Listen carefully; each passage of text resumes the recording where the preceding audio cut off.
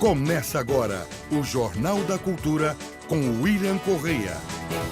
Boa noite. Abastecimento piora em mais um dia de greve dos caminhoneiros. O governo afirma que não vai reduzir o preço do óleo diesel, mas acena com isenção de pedágio e facilidade de crédito. E veja também nesta edição.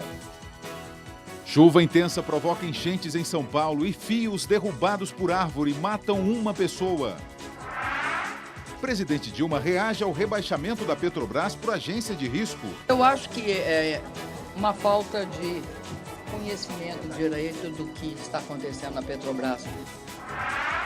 Piano branco de Ike Batista foi parar na casa de um vizinho do juiz Flávio de Souza, o mesmo que apareceu dirigindo o carro do empresário. Responsáveis por tesourarias e caixas falam da experiência de mexer com grandes somas de dinheiro. Você sempre esbarra na desconfiança, nem sempre a pessoa acredita que você pode gerir o dinheiro dela de forma conveniente. Câmara dos Deputados voltará a pagar passagens aéreas para cônjuges dos parlamentares. Servidores da saúde em São Paulo fazem treinamento para entender as dificuldades dos idosos. Qualquer um poderá ser prefeito por um dia de pequena cidade da Hungria, pagando $750. E estão ao meu lado o cientista político José Álvaro Moisés e o professor da Faculdade de Medicina da USP, Paulo Saldiva. Participe com perguntas aos nossos convidados por meio do WhatsApp no número 11 975592915. Não se esqueça de se identificar e também pelo Twitter e Facebook do Jornal da Cultura. Dia de caos na Grande São Paulo. Forte temporal provocou enchentes, arrastou carros, derrubou árvores e provocou a morte de uma pessoa. A árvore caiu e derrubou os fios de eletricidade no momento em que o motorista passava na rua. Ele saiu do carro, mas foi atingido por uma descarga elétrica e morreu no local. Quando os bombeiros chegaram, os fios ainda pegavam fogo no poste. Pelo menos 9 árvores caíram em toda a cidade. Esta bloqueou um dos acessos da estação Sé do metrô no centro. Com o forte temporal, a circulação em 3 linhas da CPTM foi interrompida no meio da tarde. As plataformas ficaram lotadas. A água dos córregos da Moca e Tamanduateí transbordou e invadiu avenidas, ruas e casas. Ainda na Zona Leste, um fio de alta tensão se partiu e entrou em curto ao tocar na água. A principal ligação com a ABC Paulista ficou intransitável. A correnteza arrastou vários carros, alguns motoristas subiram no capô à espera de socorro. Várias pessoas entraram em áreas alagadas. O trânsito na cidade bateu o recorde do ano, com 294 quilômetros de lentidão. Doutor Paulo Saldiva, boa noite. Você acabou de chegar, acabou de sentar aí por conta da chuva. Pois é, eu devia ter vindo de bicicleta, né?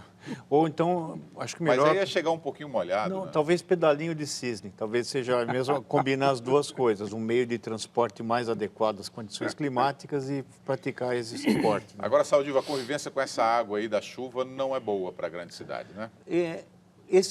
Todo esse conjunto de fatos que ocorreram hoje, ele mostra que a resiliência das cidades... Ou seja, a capacidade de uma cidade continuar funcionando frente a extremos climáticos precisa ser aprimorada, coisa que a gente não dá mais para ter fio suspenso.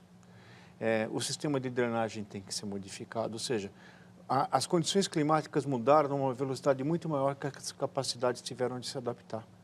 Então, acho que essa é uma questão fundamental no futuro. O prejuízo de cada evento desse, se você computar horas perdidas de trabalho, as pessoas que vão adoecer, porque quem vai entrar na água, na enxurrada, vão ser aqueles que não podem perder o pouco que conseguiram. Mas isso significa que o número de mortes por leptospirose, o número de casos infectados por hepatite A, vai aumentar quase que invariavelmente, e quando você parar de chover, você vai ter reservatórios de água e mosquito de dengue. Então, nós temos que preparar as cidades para o que está vindo, ou seja, finalmente as mudanças climáticas estão acontecendo como previsto, mas são antecipadas na cidade por causa da microilha de calor que nós temos aqui. Então, acho que essas chuvas convectivas, onde o calor da cidade é tão grande, que faz com que ocorra mudanças muito bruscas na camada vertical da atmosfera, faz chuvas torrenciais e tempestades elétricas. É isso que nós vamos passar. Zé Álvaro Moisés, boa noite. Boa noite. Isso que o Saldiva está dizendo tem fundamento e grande fundamento, né? A gente tem que se adaptar a essa nova realidade e tentar, pelo menos, captar essa água para uso, né, Moisés? Então, eu acho que uma questão muito interessante, ao mesmo tempo com todas as suas implicações, consequências, está acontecendo nesse período recente, né? É o papel, o lugar da água na nossa vida, em particular numa cidade como São Paulo, numa metrópole como São Paulo. Né? Ou nós não temos água, ou falta água, ou nós temos água que provoca alagamentos e mortes e tudo. Eu acho que o Paulo mencionou uma coisa interessante, que é a capacidade de resiliência da cidade, quer dizer, dela se adaptar a mudanças e, num certo sentido, ser capaz de recuperar rapidamente, né, os efeitos que tem das mudanças climáticas. Eu acho que isso deveria levar a uma reflexão do poder público, na prefeitura, no Estado e nas universidades, nas nossas universidades, sobre exatamente a centralidade da água na nossa vida, né? Eu acho que isso ficou de tal modo evidente no período recente na cidade de São Paulo, que está, de alguma maneira, provocando, chamando para esse tipo de consideração. Saldiva, o André Buritiza, que faz uma brincadeira com você pelo Twitter. Saldiva, como é enfrentar a chuva utilizando uma bicicleta? É melhor do que de carro. Isso eu posso garantir ao telespectador, porque você passa onde carros não passarão. Agora, Saldiva, o Wellington aqui pelo WhatsApp, faltou limpeza dos bueiros? Não é isso que provoca essas enchentes, né? Não, lógico. Veja, a cidade, é lógico que o manejo do lixo sólido, né, do resíduo sólido, precisa ser colocado. Mas o problema é que o clima, quando você analisa nos últimos 90 anos como é que está sendo o perfil de chuvas na cidade de SãoAulo, você vê que está chovendo o mesmo tanto, até um pouco mais, porém não distribuída de forma homogênea. A cidade tem uma ilha de calor central, isso faz com que tenha uma baixa pressão, você provoca essas variações abruptas nas camadas da atmosfera, chuvas torrenciais. Então, em vez de chover de forma espalhada, você liga o chuveiro onde está impermeabilizado. E isso é uma nova situação para a qual a gente não está preparado. Até do ponto de vista cultural, Demônios da Garoa vai ter que mudar de nome, por exemplo, né? Porque não existe mais. Nova em quanto tempo para cá, Paulo? Porque isso já tem, quer dizer, a experiência de enchentes e esse tipo de problema tem pelo menos 30, 40, 50 anos na cidade de São Paulo. Os relatos históricos, São Paulo sempre inundou. Sempre inundou. Mas o problema é que esses extremos climáticos, essas chuvas torrenciais, vão ocorrer com cada vez maior frequência. Então, nós vamos intercalar períodos de chuvas intensas com períodos de secura. Isso implica numa mudança de reservação, uma mudança de drenagem e uma nova capacidade da cidade de não parar toda vez que chover. Ok, vamos seguir. Denis Rocco aqui. O jeito é barco em ciclovias e bicicletas em represas. E o pedalinho, acho que é uma boa ideia. O governo acena com isenções para tentar por fim a greve de caminhoneiros, mas afirma que não vai reduzir o preço do diesel. Em mais um dia de protestos, os bloqueios em estradas atingiram 3 estados, agravando o desabastecimento. Na Ceasa de Belo Horizonte, o principal ponto de abastecimento da capital mineira, a falta de legumes e frutas. Da mercadoria que está na estrada, uns 60% está perdido. Tem que passar e jogar fora. Com a escassez, o preço de alguns itens disparou. O repolho você costuma comprar de 20, 12 reais, hoje está 50. O pimentão é 20, 25, 50 reais. A pedido da Advocacia Geral da União, a Justiça Federal determinou o desbloqueio de estradas. Mesmo assim, as barreiras foram mantidas. Na BR-116, em Fortaleza, os congestionamentos chegaram a 9 quilômetros. Só veículos de passeio e emergência eram liberados. O acesso ao Porto de Santos, que ficou interditado por 9 horas, foi liberado hoje. A atual frota de caminhões ultrapassa 2 milhões de veículos. Mais da metade pertencem a empresas. 1 milhão são de motoristas autônomos e 17 mil são de cooperativas. Os caminhoneiros pedem a redução no preço do litro do óleo diesel, que, segundo o sindicato, representa 60% do custo do frete.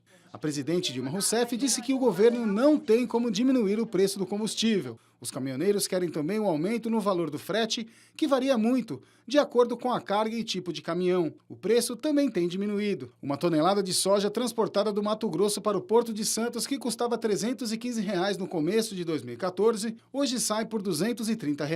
Resultado da queda da cotação das commodities no mercado internacional. Todos nós estamos sendo atingidos. Está sendo de um jeito que a gente não está tendo mais condições de rodar. Após a reunião para tentar pôr fim às paralisações, o governo prometeu sancionar 100 vetos à Lei dos Caminhoneiros, aprovada no último dia 11 no Congresso. Entre outras medidas, a lei reduz o pedágio para veículos sem carga. O governo também oferece linha de crédito especial e prorrogação do financiamento junto ao BNDES na compra de veículos novos. Agora à noite, o ministro da Secretaria-Geral da Presidência, Miguel Rossetto, informou que a Petrobras se comprometeu a não reajustar o preço do óleo diesel pelos próximos 6 meses. Também declarou que o governo vai manter uma mesa de negociações permanente com os caminhoneiros e empresários. Um dos temas é a construção de uma tabela referencial de frete, uma das reivindicações da categoria. Moisés, a grande preocupação agora é com o desabastecimento e essa onda de aumentos, né? Alimentos que aumentam por conta dessa greve, fretes, óleo diesel. O Brasil não vai aguentar isso, né? É muito difícil. Quer dizer, a probabilidade de que o efeito desse movimento afete a inflação, custos, desabastecimento, já está ocorrendo desabastecimento, falta, por exemplo, de gasolina em certas áreas, né? Combustível. Né? Isso indica que esse é um movimento extremamente importante. Acho que é preciso levar em consideração, não é? Talvez um aspecto que me surpreende que o governo não tenha sido capaz de antecipar, porque a coisa dos caminhoneiros, a circulação de caminhões, né, de transporte desta dimensão pelo país tem um efeito logístico extremamente estratégico, né? Então, me surpreende que não tenha havido antecipação, capacidade de planejamento, de resposta, antes de ocorrer o movimento. E acho, William, que isso chama atenção para uma outra coisa que eu acho curiosa na situação brasileira atual. Não é? Como é que um movimento como esse não tem nenhuma relação com as centrais sindicais, entre as quais a CUT, a UGT, a CGT, etc., que recebem uma enorme quantidade de recursos do governo federal, do imposto sindical, para ter contato e, eventualmente, como acontece nos países consolidados, principalmente onde você tem social-democracia e que tem uma relação entre o movimento sindical e o Estado mais forte, os sindicatos estudam, oferecem soluções, antecipam, conhecem problemas dessa natureza antes deles acontecerem. Eu não vi nenhum contato das centrais sindicais com esse movimento que, num certo sentido, teve uma grande espontaneidade. E, aliás, também, tampouco, nenhum contato com os partidos políticos. Quer dizer, instituições importantes da vida democrática do país estão completamente à margem do que está ocorrendo, que está quase paralisando o país. Essa é uma novidade, né? De não ter uma liderança nos movimentos, né, Saldir? Eu ouvi muito relatos de caminhoneiros e, na realidade, as pessoas aderem espontaneamente. É um movimento que está descolado dos mecanismos convencionais das greves, que são organizados por sindicatos. Mas eu queria atentar para o seguinte: as condições hoje, a redução do valor do frete, o aumento do preço do combustível e o valor dos pedágios estão transformando a vida dessas pessoas praticamente em quase não sendo conveniente trabalhar, porque você tem que trabalhar muito, é uma profissão arriscada, insalubre, e o Brasil também tem uma estrutura de logística completamente defasada em relação a outros modais de transporte. Então, hoje o Brasil está pagando o preço de décadas de falta de investimento em lógica de transporte de mercadorias. Moisés, o BACTA, estão transformando o Brasil numa Venezuela. Esse movimento tem algum quesinho político nele? Olha, eu não penso assim. Eu acho que nós temos problemas, tem uma série de questões no Brasil que são preocupantes, não é? Mas nós estamos longe do perfil do que está ocorrendo na Venezuela. Vamos ser claros, na Venezuela nós não temos democracia. Faz vários anos que a democracia naquele país acabou. Quer dizer, o fato do governo prender, por exemplo, líderes da oposição, isso não está acontecendo no Brasil. não é? E o tipo de desabastecimento que está ocorrendo na Venezuela tem uma relação, do ponto de vista global da economia, diferente do que está acontecendo hoje no Brasil. Claro que esse movimento dos caminhoneiros tem efeitos econômicos, mas não tem o mesmo sentido, o mesmo problema que ocorre naquele país. Então, eu acho que o telespectador está, evidentemente, refletindo, é importante essa reflexão. Né? Ele está preocupado, mas eu acho que não é bem, a comparação não ajuda bem para nós compreendermos o problema. O Moisés falou muito bem, o Brasil é um país onde as instituições democráticas funcionam muito melhor do que na maior parte dos países da América Latina. Com todos os seus defeitos. Com todos os defeitos, mas a gente está acostumado a sempre ver os defeitos, mas não ver as virtudes. Você tem um país que funciona, as instituições. Você pode não funcionar a infraestrutura, você pode não funcionar, às vezes, pontos centrais, mas o Brasil não é... o meu medo não é o Brasil virar Venezuela. O meu medo é a gente caminhar na mesma direção da Argentina. As ações da Petrobras despencaram 5% depois da agência de investimento Moody's rebaixar as notas da empresa. Na prática, isso significa que está mais arriscado investir na estatal. A presidente Dilma Rousseff saiu em defesa da Petrobras. Dilma Rousseff já colocou em prática a agenda positiva, seguindo a orientação do ex-presidente Lula. Hoje, ela entregou 920 casas do programa Minha Casa Minha Vida em Feira de Santana, na Bahia. Os ministros das cidades Gilberto Kassab e da Defesa Jacques Wagner e o governador da Bahia, Rui Costa, participaram do evento. Dilma comentou rapidamente o rebaixamento das notas da Petrobras pela Agência Internacional de Classificação de Risco, Moody's. A estatal passou de grau de investimento para grau especulativo. Eu acho que é uma falta de conhecimento direito do que está acontecendo na Petrobras. Nós só lamentamos que não tenha tido correspondência por parte da agência, mas eu acho que isso está superado. Junto com o rebaixamento, vieram à tona doações feitas por empreiteiras investigadas na Operação Lava Jato para o presidente da nova CPI da Petrobras, deputado Hugo Mota, do PMDB da Paraíba. O parlamentar teria recebido R$500 mil durante a campanha eleitoral, mas ele nega. Indicado para a relatoria da nova CPI, o petista Luiz Sérgio também teria recebido das empreiteiras quase R$1 milhão. Luiz Sérgio disse que só vai se pronunciar quando for confirmado o relator. Moisés, o que a presidente quis dizer com isso? Que a agência Moody's não tem conhecimento da Petrobras? O que significa? Não, eu acho o seguinte, William, é absolutamente surpreendente que a presidente da República venha de público e dê essa declaração. Quer dizer, eu acho que a presidente Dilma precisa refletir melhor sobre o que ela está dizendo para a sociedade brasileira. É exatamente porque a agência Moody's conhece o que está acontecendo na Petrobras que ela rebaixou a nota. É como se a presidente não percebesse o funcionamento do mercado. Quer dizer, as agências, não é? Tem uma relação, agências como a Moody's têm uma enorme relação com o mercado, levando em conta a capacidade que a empresa tem de responder ao seu endividamento, a publicação do balanço, que até agora não veio a público, não é? O efeito que a corrupção tem sobre a empresa, a retirada de recursos. É evidente que esse conjunto de fatores que estão abertos para a opinião pública ter conhecimento hoje, não é? São os fatores que levaram uma empresa como a Moody's a dizer é preciso rebaixar. Isso é ruim para o país, é ruim para a empresa, mas é uma decorrência da desgovernança, da falta de gestão do que vem ocorrendo com a Petrobras, particularmente com o efeito dos acontecimentos, do fenômeno da corrupção. A presidente dizer que a Moody's não conhece é o contrário. Isso revela que talvez a presidente não conheça propriamente o funcionamento do mercado, o que é uma coisa surpreendente para alguém que preside o país e, ademais, é formado em economia. Eu fiquei abismado com a declaração. O Demival Silva aqui diz que a Dilma está mais magra e mais bonita, mas continua se expressando mal. Roberto Miranda, Saldiva, a Dilma diz que as agências não têm conhecimento. Sem balanço, quem tem? Na verdade, se agora em maio, né, no próximo mês, a Petrobras vai ter que apresentar o balanço auditado. Se não apresentar, corre o risco de ter que pagar a sua dívida, que vence a partir de 2017, agora, esse ano.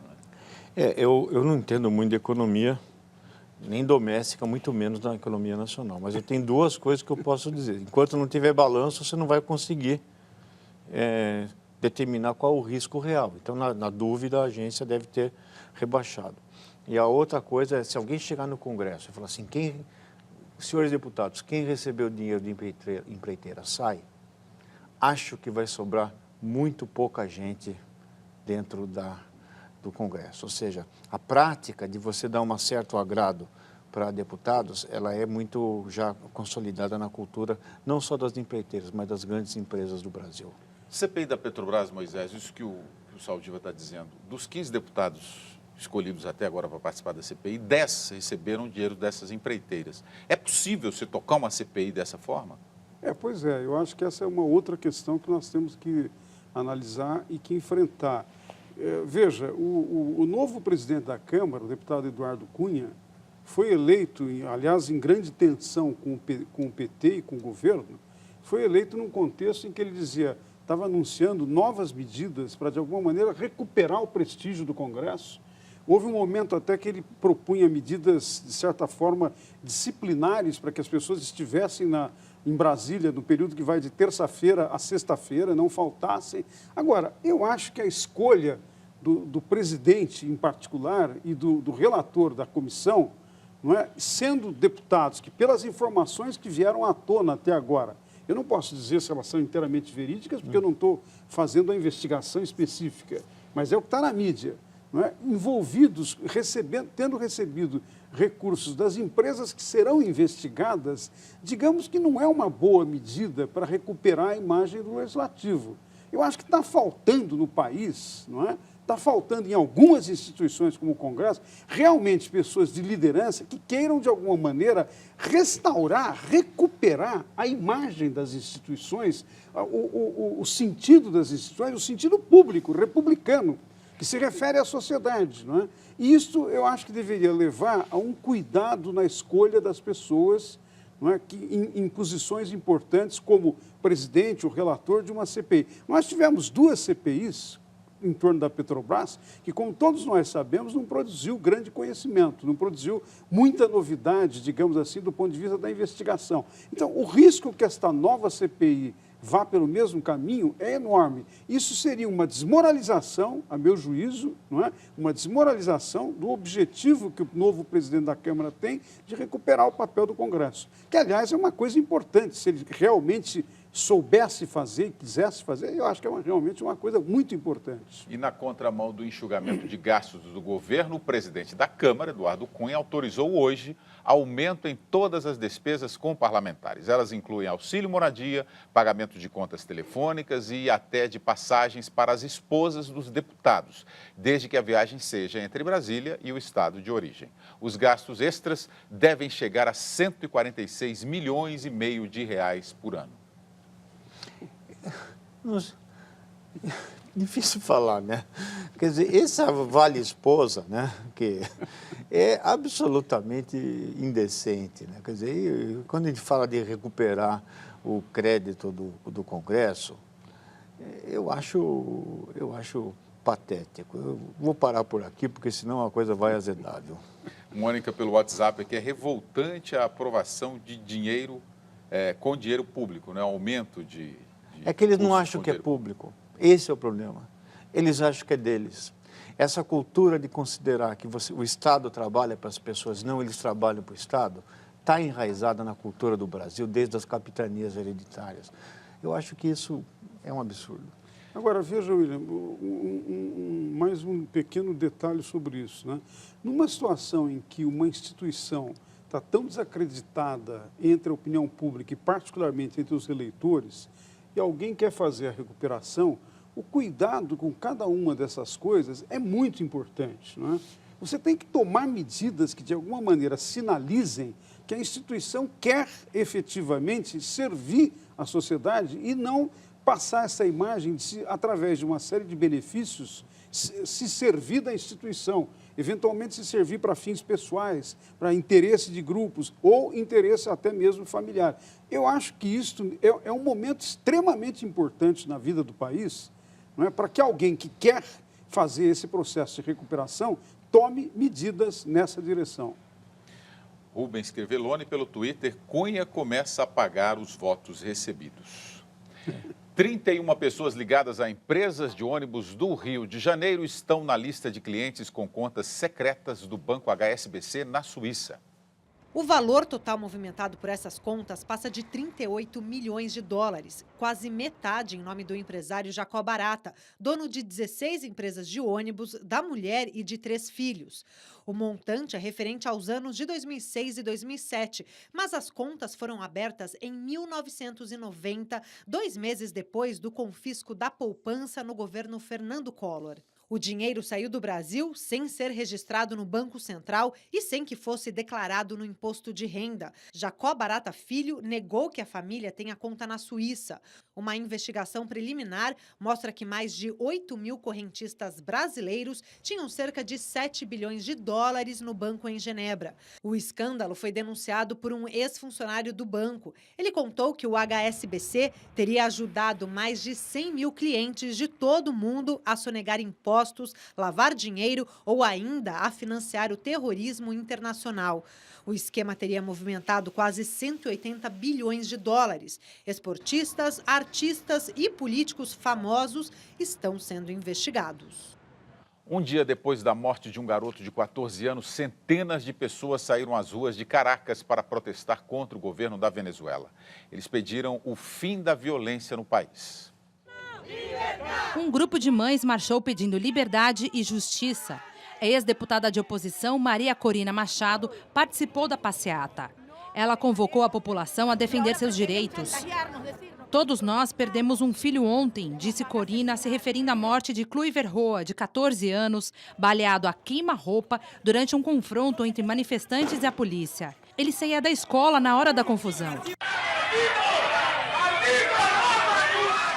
Na frente do Ministério de Justiça, um grupo de estudantes pintou cadernos de vermelho para simbolizar o sangue de inocentes. No mês passado, uma resolução do governo autorizou o setor de segurança a reprimir manifestações com arma de fogo. Mas hoje, em pronunciamento, o presidente Nicolás Maduro condenou a ação e mandou prender o policial que atirou no adolescente. Quero transmitir minhas condolências. A União Europeia e os Estados Unidos voltaram a expressar preocupação com a crise política no país e a prisão de líderes de oposição. O Brasil emitiu uma nota através do Itamaraty, disse que acompanhava com grande preocupação os acontecimentos no país vizinho, que afetam partidos políticos e representantes eleitos democraticamente. Hoje, no Congresso, o senador Aécio Neves criticou a posição do Brasil. Não será de se estranhar se em breve ocorrer um banho de sangue na Venezuela e o Brasil certamente pagará um alto preço pela sua omissão até aqui. Portanto, a omissão brasileira nos tornará cúmplices daquilo que eventualmente ocorrer na Venezuela. E a Câmara dos Deputados aprovou no início da noite uma moção de repúdio à Venezuela pela prisão de oposicionistas. O texto afirma que o governo de Nicolás Maduro quebra o princípio democrático com ofensa às liberdades individuais. PSDB, PMDB, DEM e PPS endossam o documento. Moisés. Eu acho que esse é o ponto mais importante, né? Numa democracia, a ideia de que você defende a liberdade, a igualdade, a competição política justa, né? Ela só acontece efetivamente quando quem está na oposição tem assegurado o seu direito, a sua possibilidade de contestar o governo, criticar o governo, fiscalizar e, ao mesmo tempo, se opor da maneira mais clara, se isso for necessário. É só quando você tem isso que você tem democracia. Toda vez que você tem passos, de alguma maneira, não é, qualquer tipo de indício que limita a possibilidade da oposição poder se expressar e apresentar um ponto de vista divergente em relação a quem governa, quem tem as informações, inclusive, em muitos casos, abusa do poder, é só quando você tem essa possibilidade que a garantia da democracia está assegurada. É por isso que eu, infelizmente, vou chegando à conclusão de que não dá para comparar o Brasil com a Venezuela, não é? Mas não é apenas esse aspecto, é que no processo que ocorreu nesses últimos anos, 10 ou 15 anos, a Venezuela progressivamente saiu da democracia para um estado de um regime autoritário. Saldiva. Eu não vou falar coisa mais inteligente que o Moisés. Acho que está tudo exatamente isso. O Brasil é muito... As instituições no Brasil, um estado desses não seria permitido no Brasil. Você pode discordar de quem você quiser, mas o Brasil está longe de ser uma Venezuela. A seguir, piano de Ike Batista aparece em casa de vizinho de juiz e a experiência de quem mexe com o dinheiro dos outros.